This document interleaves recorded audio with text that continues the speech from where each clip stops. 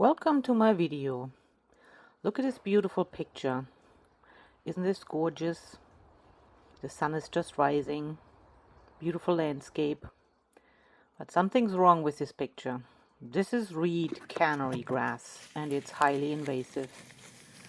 So this is me here doing my morning chores, cutting this on my knees because at a certain height it starts to fall over. This is also the second cut already, because the first I did in spring when it was still more pliable. And in the background you can see how high it grows if it doesn't get cut at all. So I'm tackle this here, trying to do a good deed and also getting some feed for my horses. So this Reed Canary grass was apparently introduced from Eurasia, and if you see the high stands, you can just imagine how it was growing in the river valleys and even with mammoths, feasting on it. But we don't have those here in Canada, and it outcompetes all the native species, so it's gotta go.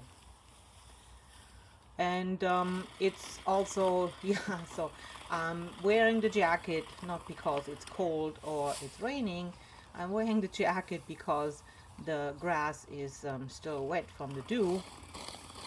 Also, those leaves of this species is just as sharp as a razor. I remember the first day I did that, my hands were cut up. I gripped into a meat grinder. So that's why I also have a glove on my left hand, and cutting away on those beauties.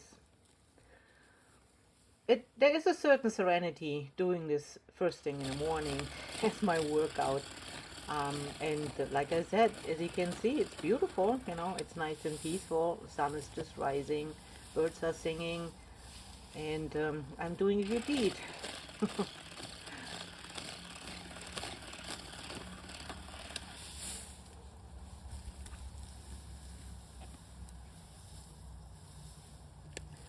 There's apparently only one way to eradicate that grass, and that is digging it up and throwing it out.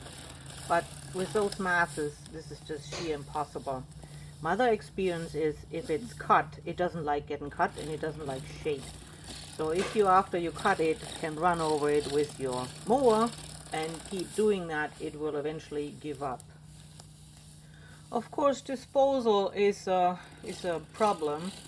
But in my case, I just feed it to my horses, and they're eating it. Well, that's a good thing, and it's done and dealt with forever. And that's how tall the grown stuff is. Now I cut it off maybe a foot above the bottom, so it would be 7-8 feet fully grown.